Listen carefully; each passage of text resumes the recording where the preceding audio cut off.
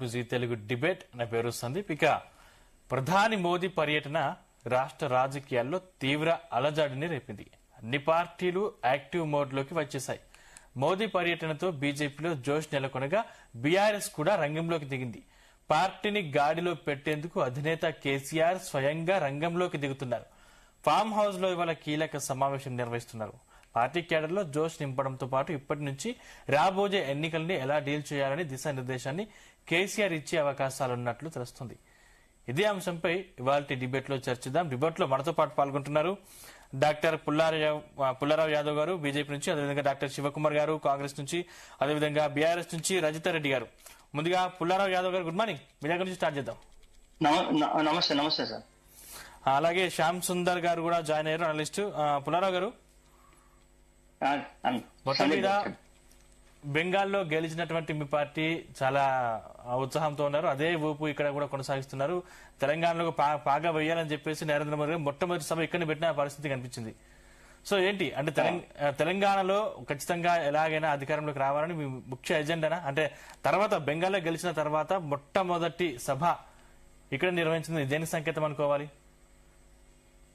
ముందుగా జీ తెలుగు ప్రేక్షకులందరికీ కూడా గుడ్ మార్నింగ్ చెప్తా ఉన్నానండి.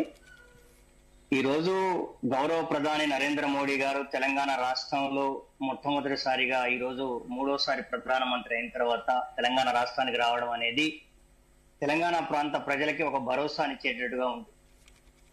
భవిష్యత్తు తెలంగాణలో భారతీయ జనతా పార్టీ అనేటువంటి అంశాన్ని బలంగా చెప్పేదానికోసం ఈ తెలంగాణ ప్రజలకు గతంలో 10 సంవత్సరాలు పరిపాలించినటువంటి టీఆర్ఎస్ పార్టీ కానీ అప్పుడున్నటువంటి నియంత పాలన ఏ విధంగానైతే ప్రజలు పోగొట్టుకుని మళ్ళా మరొక పాలన తీసుకొచ్చుకున్నారు, అదే కాంగ్రెస్ పార్టీ యొక్క పరిపాలన. ఈ రోజు కాంగ్రెస్ పార్టీ 2.5 సంవత్సరాలు అవుతున్నా గానీ ఆ పరిపాలనలో ప్రజలు చాలా ఇబ్బంది పడుతున్నారు. కాబట్టి తెలంగాణ ప్రాంత ప్రజలకు భరోసాని ఇవ్వాలి. ఈ రాష్ట్రానికి ఖచ్చితంగా నరేంద్ర మోడీ గారి యొక్క పాలన, భారతీయ జనతా పార్టీ రాష్ట్రంలో అధికారంలో రావాల్సినటువంటి పరిస్థితులు ఉన్నాయి. ఎందుకంటే ఇవాళ తెలంగాణ రాష్ట్రాన్ని సాధించుకుందే నీళ్లు నిధులు నియామకాలు అనేటువంటి సిద్ధాంతం ట్యాగ్ లైన్ తో తెలంగాణ రాష్ట్రం వస్తే 10 సంవత్సరాల కేసీఆర్ గారు తెలంగాణ రాష్ట్రాన్ని అప్పుల రాష్ట్రంగా ఈ రాష్ట్రాన్ని మిగిల్చినటువంటి సందర్భం మనం చూసాం.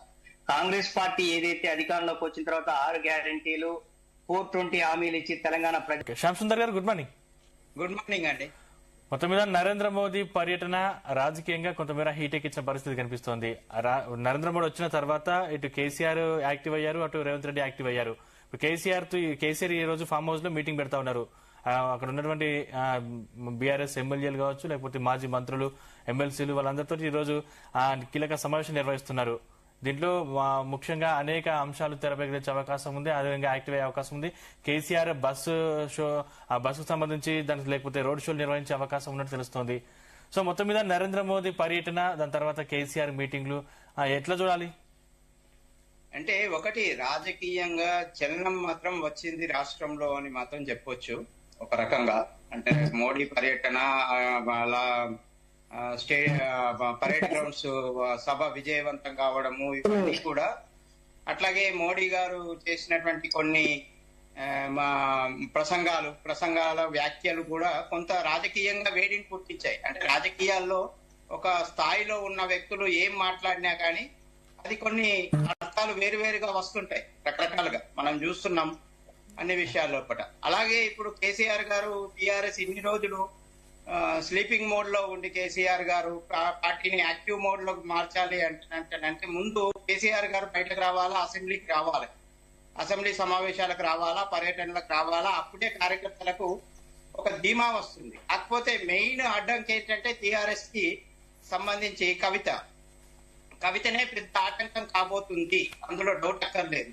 రేపు ఈ కవిత కాంగ్రెస్ కి అనుకూలంగా ఉంటారా, స్వతంత్రంగా ఉంటారా చెప్పలేని పరిస్థితి. కానీ ఆ కుటుంబ సభ్యురాలు, ఆ కుటుంబంలో జరిగినటువంటి అన్ని లోతుపాతులు అన్ని తెలిసిన వ్యక్తి, అక్కడ ఎక్కడ ఏం జరిగినాయి అనేది పూర్తిగా తెలిసిన వ్యక్తి కాబట్టి రాబోయే ఎన్నికల్లో బీఆర్ఎస్ అనేది చాలా దెబ్బతినే పరిస్థితి మాత్రం కనబడుతుంది. కానీ శ్యామ్ సుందర్ గారు ప్రభుత్వం మీద వ్యతిరేకత ఉంది అని వస్తున్న విమర్శల నేపథ్యంలో ఖచ్చితంగా దానికి ఆల్టర్నేటివ్ పార్టీ ఏదైనా ఉంటుంది బీఆర్ఎస్.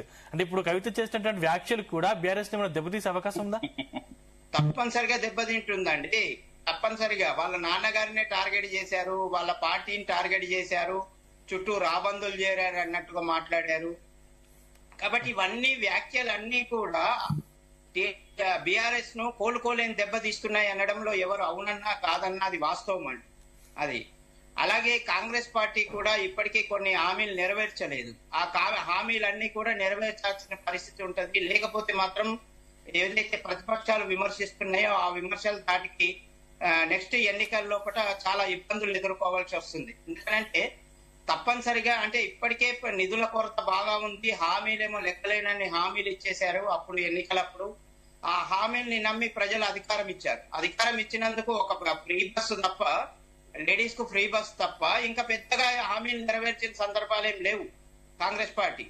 కాబట్టి కాంగ్రెస్ పార్టీ కూడా ప్రజలు మమ్మల్ని ప్రజలు మమ్మల్ని ఆదరిస్తున్నారు. శ్యామ్ సుందర్ గారు, ప్రజలు మమ్మల్ని ఆదరిస్తున్నారు, ఖచ్చితంగా మేము ఏ ఎలక్షన్స్ అయినా మేము ఎదుర్కొంటాం అని ఇప్పటికే చాలా కంటోన్మెంట్ కావచ్చు, ఉప ఎన్నికల్లో కంటోన్మెంట్ కావచ్చు, లేకపోతే జూబ్లీస్ ఎన్నికలు కావచ్చు, గెలిచిన సందర్భాలు ఉన్నాయి కదా. నేను అదే చెప్పబోతున్నాను. ఏ రాజకీయ పార్టీ కూడా ప్రజలు మాకు వ్యతిరేకిస్తున్నారు, మమ్మల్ని నోటిస్తారు అని చెప్పేసి ఏ రాజకీయ పార్టీ చెప్పుకోదండి.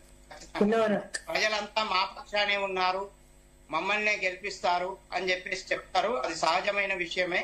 కాబట్టి దాన్ని రాజకీయంగా బలంగా ఉన్నారనుకుంటే వాళ్ళు రేపు ఎన్నికల్లో దెబ్బతినే పరిస్థితి ఉంటది. ఎట్లాగైతే బీఆర్ఎస్ దెబ్బతిందో ఇట్లాంటి ఆలోచనలతోనే బీఆర్ఎస్ మొన్న ఎన్నికల్లో దెబ్బతింది. అదే గనక సవరించుకుని ఉంటే మొదటి నుంచి చెప్తున్నట్టుగా ప్రతిపక్షాలు విమర్శిస్తున్నట్టుగా రకరకాల కుంభకోణాలు, కాళేశ్వరం కుంభకోణం, తర్వాత ఫోన్ ట్యాపింగ్, ఇవన్నిటి కనుక అట్లాగే పేపర్స్ లీకేజీ ఇవన్నిటికి కనుక సవరించుకుని ఉంటే టిఆర్ఎస్ బాగుపడేది, టిఆర్ఎస్ మళ్ళీ అధికారంలోకి వచ్చేది. కానీ అవేవి సవరించుకోకుండా ప్రతిపక్షాలు చెప్తుందంతా అబద్ధం అన్నట్టుగా చెప్పినందుకు ప్రజలు ఇప్పుడు చైతన్యవంతులు అయ్యారండి. ఏం చెప్పినా నమ్మడానికి వీలు లేని పరిస్థితి ఉంది. నమ్మాలి అంటుందంటే వాళ్ళకు రుజువు కావాలి, నిరూపణ కావాలి.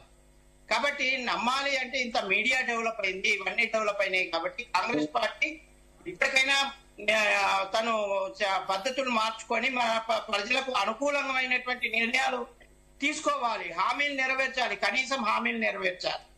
ఆ ప్రధానమైన హామీలు ఏవైతే ఉన్నాయో అవన్నీ పూర్తి చేయాలి. ప్రధానమైన హామీల్లో కొన్నైనా పూర్తి చేసి కొన్నిటిని మేము చెయ్యలేకపోతున్నాము అని చెప్పుకోవడం వల్ల తప్పేం లేదు. కాబట్టి నిధుల కొరత ఇవన్నిటి కారణంగా వాళ్ళు హామీలు నెరవేర్చుకోవాల్సినటువంటి నిధుల కొరత ఎట్లా సమీకరించుకుంటారు, ఆదాయం ఎట్లా పెంచుకుంటారు అనే దుబారా తగ్గించుకోవడము, ప్రధాని చెప్పినట్టుగా దుబారా తగ్గించుకోవడం, ప్రభుత్వ పరంగా కూడా దుబారా తగ్గించుకోవాలి.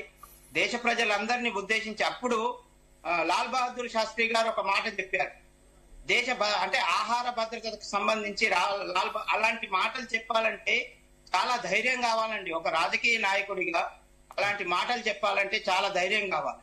ఏంటంటే దాన్ని కొన్ని పార్టీలు వైఫల్యంగా చెప్తున్నాయి, కానీ వైఫల్యం కాదు, విపులంగా చెప్తున్నారు.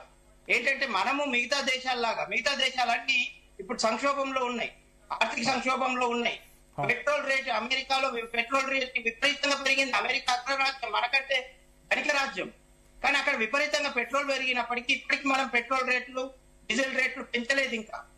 కాబట్టి ఇవన్నీ రాకుండా ఉండాలి అంటే మీరు కొంత తగ్గించుకోండి, పొదుపు పాటించండి. పొదుపు పాటిస్తే బాగుంటుంది. అప్పుడు లాల్ బహదూర్ శాస్త్రి గారు చెప్పారు, ఒక పూట తగ్గించండి, ఒక్క పూట తగ్గిస్తే దేశానికి ఆహార భద్రత ఏర్పడుతుంది, అందరం అన్నం తినొచ్చు అని చెప్పేసి అప్పుడు లాల్ బహదూర్ శాస్త్రి గారు పిలిపించారు. మళ్ళీ ఇప్పుడు ప్రధాని మోడీ గారు పిలిపించారు. ఒక రాజకీయ వేదిక పై నుంచి అలాంటి సందేశం ఇవ్వడం అనేది అందరం ఆశ్చర్యపోయినాం. ఆ స్పీచ్ రాజకీయ వేదిక, బహిరంగ సభ, బీజేపీ పార్టీ అభివృద్ధి కోసం పెట్టిన సభలో ఇలాంటివి చెప్తే ఎలాంటివి వెళ్తాయి అని చెప్పేసి అందరం ఆశ్చర్యపోయినాం. కాకపోతే ప్రధాని స్పష్టంగా చెప్పారు, ఆ దేశం ఆర్థిక సంక్షోభంలోకి వెళ్లకుండా ఉండాలి, మనం మూడో ఆర్థిక వ్యవస్థగా డెవలప్ కావాలి అనే ఉద్దేశం లోపల ప్రజలు కూడా తమ వంతు పాత్రను, బాధ్యతను ఆయన మొదటి నుంచి చెప్తున్నారు. కరోనా టైంలో చెప్పారు, అంతకుముందు చెప్పారు, మీరు ఇలా చెయ్యండి, ఇలా చేసి అలా చేశారు. ప్రజలు చేశారు కాబట్టి ఆ భారతదేశం ఈ విధంగా ఇప్పటికీ సంక్షోభంలో కూరుకుపోలేదు.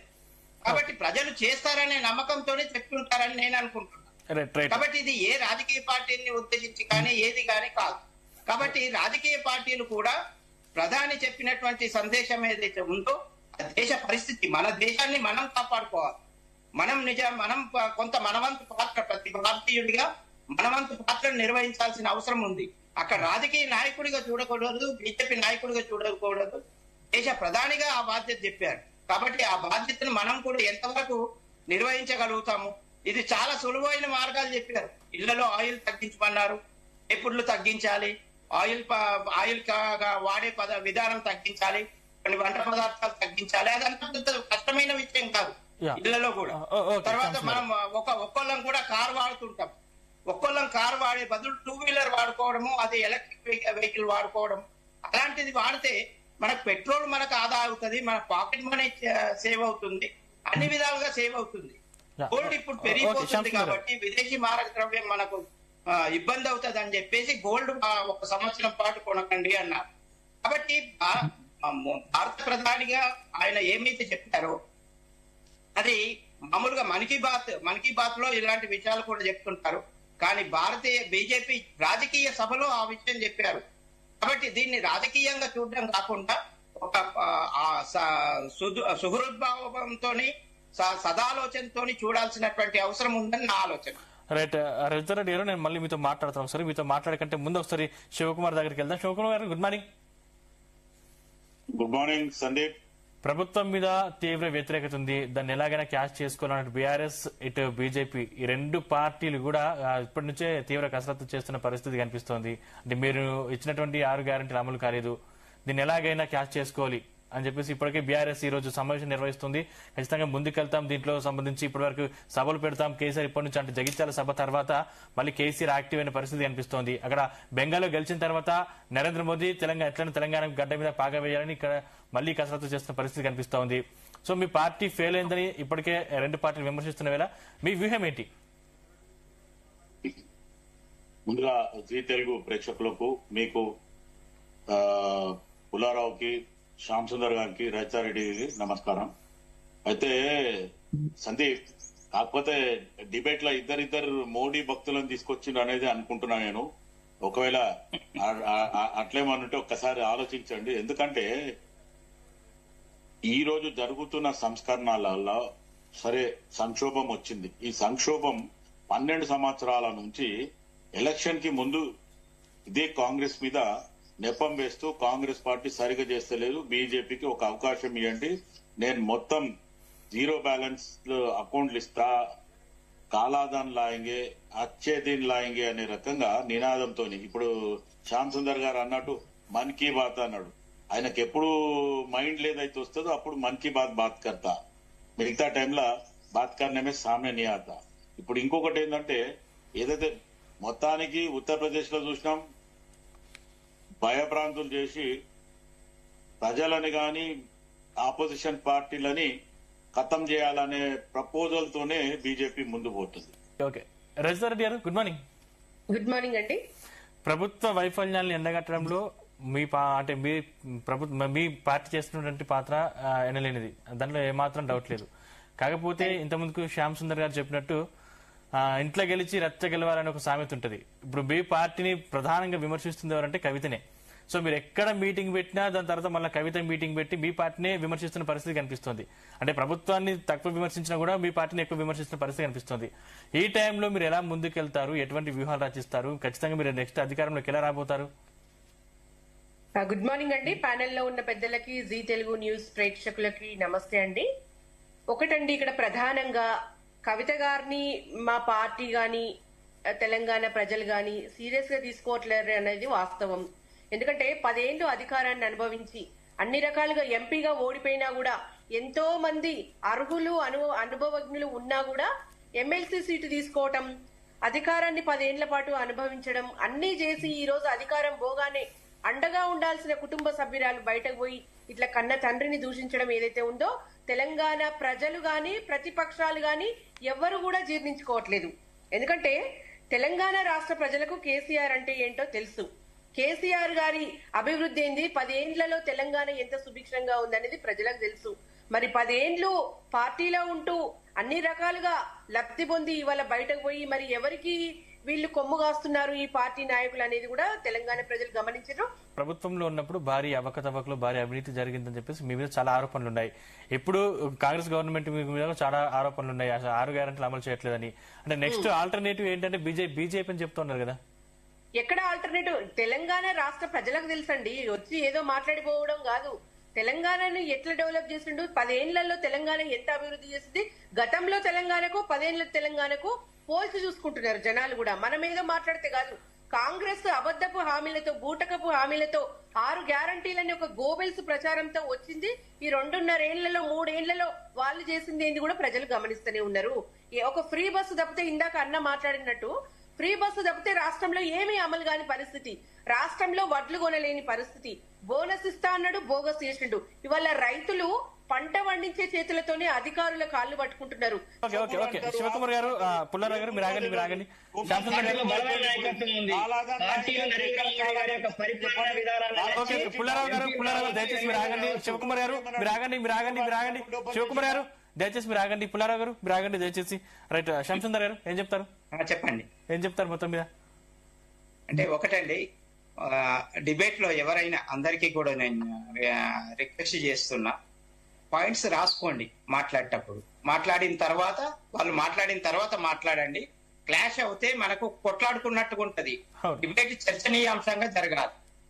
కాబట్టి ఇక్కడ విషయాలు ఏంటంటే శివకుమార్ గారు మీరు ఇప్పటికే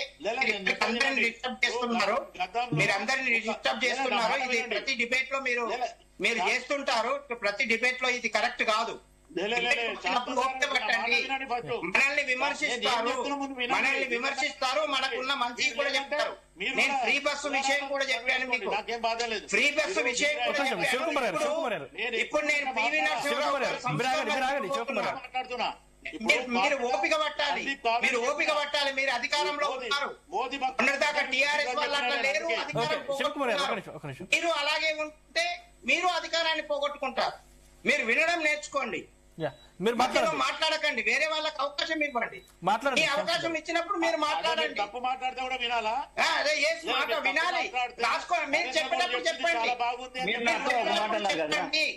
మీరు చెప్పేటప్పుడు చెప్పండి.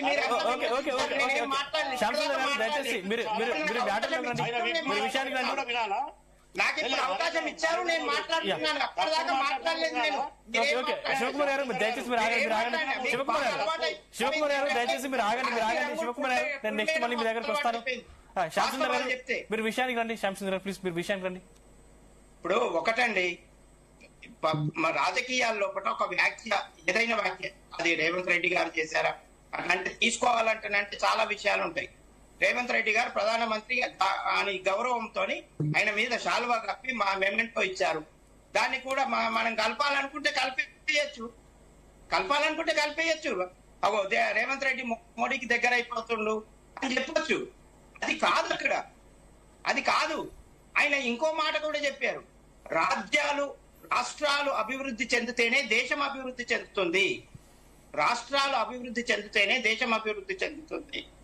కాబట్టి నేను కోరుకుంటున్నా రేవంత్ రెడ్డి కూడా వస్తే బాగుంటది సహకారంగా అన్నట్టుగా.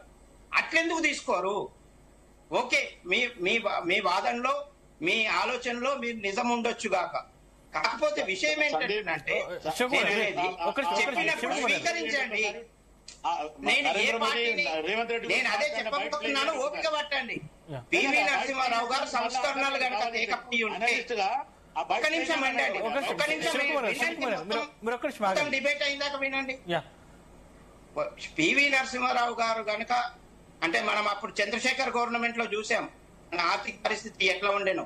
చంద్రశేఖర్ గవర్నమెంట్ లో మనం బంగారం తాకట్టు పెట్టి డబ్బులు తీసుకురావాల్సిన పరిస్థితి ఉండే అప్పుడు. తర్వాత పివి నరసింహారావు గారి హయాంలో కాంగ్రెస్ పార్టీ పాలన అది. పివి నరసింహారావు గారి హయాంలో అప్పుడు కనుక పివి నరసింహారావు గారు కనుక సంస్కరణ లేకపోయి ఉంటే భారతదేశం చాలా దారుణమైన పరిస్థితుల్లోకి వెళ్ళేది. పివి నరసింహారావు గారి సంస్కరణలు ఒక రకంగా దేశాన్ని కాపాడాయి. కాబట్టి ఇప్పుడు కూడా అది గుర్తున్నందుకు థ్యాంక్ యూ. పివి నరసింహారావు గారు కానీ మన్మోహన్ సింగ్ నేను గారు వాస్తవాలు కానీ చెప్పు. గుర్తున్నందుకు అది మీరు జీర్ణించుకోలేరు అంతే. మీరు జీర్ణించుకోలేరు. మన్మోహన్ సింగ్ గారు మధ్యలో మళ్ళీ మాట్లాడుతున్నారు. శివగారు మధ్యలో మాట్లాడుతున్నారు. యా పివి నరసింహారావు గారి విషయంలో గతంలో కూడా నేను చెప్పాను. పివి నరసింహారావు గారు చేసిన సంస్కరణలు దేశ ఆర్థిక వ్యవస్థకు పునాదిలాగా నిలబడ్డాయి. అప్పుడు కూడా విమర్శలు వచ్చాయి. కానీ నేను ఏదైతే చంద్రశేఖర్ గారి గురించి చెప్పానో, చంద్రశేఖర్ గారు సంస్కరణలు కాకుండా గోల్డ్ అక్కడ తాకట్టు పెట్టాల్సి వచ్చింది. ఆ గోల్డ్ ని ఇప్పుడు తీసుకొచ్చారు, మోడీ గవర్నమెంట్ లో తీసుకొచ్చారు ఇప్పుడు. కాబట్టి సంస్కరణలు అనేవి దేశానికి అవసరము. అది ఏ రాజకీయ పార్టీ చేసినా దేశ క్షేమం కోసం సంస్కరణలు చేపట్టినట్టే. కాబట్టి దేశ క్షేమం కోసం సంస్కరణలు చేపట్టినప్పుడు మనం రాజకీయ విభేదాలు అనేవి మర్చిపోవాలి. ఎవరైనా ఆ సంస్కరణలు సమర్థిస్తుంటే ఆయనకు ఆ రాజకీయ పార్టీని ఆపాదించడం ఇది సర్వసాధారణం అయిపోయింది. ఇది మంచిది కాదు. రాజకీయ డిబేట్లలో మాట్లాడే వాళ్ళకి అవకాశం ఇవ్వండి, మధ్యలో కల్పించుకోకండి. కాబట్టి సంస్కరణలు ఏ పార్టీ చేసినా అవి మంచివే. అప్పుడు పివి నరసింహారావు గారు చేపట్టారు, ఇప్పుడు మోడీ గారు చేపడుతున్నారు. మోడీ గారు చేపడుతున్నప్పుడు కూడా అన్ని పార్టీల వాళ్ళు సహకరించారు. దేశం క్షేమంగా ఉన్నప్పుడే మనం ఏమన్నా రాజకీయాలు చేయగలుగుతాం, మనం ఏమన్నా అధికారంలోకి రాగలుగుతాం, మనం ఏమన్నా ప్రజల్ని పరిపాలించగలుగుతాం, దేశాన్ని సుభిక్షంగా ఉంచగలుగుతాం. అది లేనప్పుడు దేశం దుర్భిక్షంలోకి వెళ్తుంది. అప్పుడు మనం కూడా ఏం చెయ్యలేని పరిస్థితుల్లో కష్టాల పాలు కావాల్సి వస్తుంది. కాబట్టి ప్రతి పౌరుడి యొక్క బాధ్యతను ఆయన గుర్తు చేశారు. ఆ ప్రతి పౌరుడి యొక్క బాధ్యతను గుర్తు చేశారు. అది మంచిది అని చెప్పినందుకు రాజకీయ పార్టీని ఆపాదించడం అనేది కరెక్ట్ కాదు. కాబట్టి విషయము నాకు రెండో స్పెల్లో వచ్చినప్పుడు నేను పివి నరసింహారావు గారి సంస్కరణలు చెప్తామనుకున్నాను. ఆయన ఓపిక పట్టకుండా దండన మాట్లాడేశారు శివకుమార్ గారు. అది కరెక్ట్ కాదు. మీరు అలాగే మాట్లాడితే మళ్ళీ నెక్స్ట్ పరిపాలన మారిపోతుంది. కాబట్టి పరిపాలన ఉండాలి అంటే విమర్శలు కూడా స్వీకరించాలి. అప్పుడే మన తప్పులు తెలుస్తాయి. మన తప్పులు చెప్పేవాడు మన మిత్రుడు చెప్పడు, బయట వాళ్ళే చెప్తారు మన తప్పులు ఏంటి అని. కాబట్టి అవి చెప్పినప్పుడు స్వీకరించే హుందాతనం కూడా ఉండాలి. కాబట్టి దేశంలో సంస్కరణలు అవసరం. ఇప్పుడు ప్రపంచమే ఒక సంక్షోభ పరిస్థితుల్లో కొనసాగుతోంది. ఎక్కడికక్కడ యుద్ధాలు జరుగుతున్నాయి. మనకు డీజిల్ పెట్రోలే అని కాదు విషయం, రకరకాల సమస్యలు వస్తాయి. ఒక డీజిల్ పెట్రోల్ రేట్లు పెరిగితే పూర్తి రవాణా రంగం పెరుగుతుంది, నిత్యావసర రంగం ధరలు పెరుగుతాయి, అన్ని ధరలు పెరిగిపోతాయి. కాబట్టి వాటిని కొద్దిగా పొదుపులో వాడుకుంటే మనకు మంచిది. ఇప్పుడు ఆయన ఏదో కుంభకోణాలు చేయడానికి చెప్పలే కదా. కుంభకోణాలు చేయడానికి చెప్పి ఉంటే ఎవరం పాటించే వాళ్ళం కాదు. ఆయన ఇంటికి ఇది వస్తుంది అనే పద్ధతిలో చెప్పి ఉంటే విషయం వేరు, మనం అర్థం చేసుకోవచ్చు. కుంభకోణాల కోసం దేశాన్ని కాపాడండి, దేశాన్ని రక్షించుకోవాలి. మనం అందరం దేశం కోసం పాటుపడతాం. విదేశీ మారక ద్రవ్యాన్ని కాపాడుకోవాలా, మనం ఎక్కువగా విదేశాలకు పోకుండా చూసుకోవాలా, లోకల్ ఫర్ లోకల్ అని చెప్పారు. కానీ అది సమర్థనీయం కాదు. దేశ క్షేమాన్ని దృష్టిలో పెట్టుకునే మాట్లాడాలి. అందరం కూడా ప్రధాని మోడీ చెప్పిన దానికి సహకరించాల్సినటువంటి బాధ్యత ఉందనేది నా అభిప్రాయం అండి. ఎవరు ఏ విధంగా అభ్యంతరం లేదు.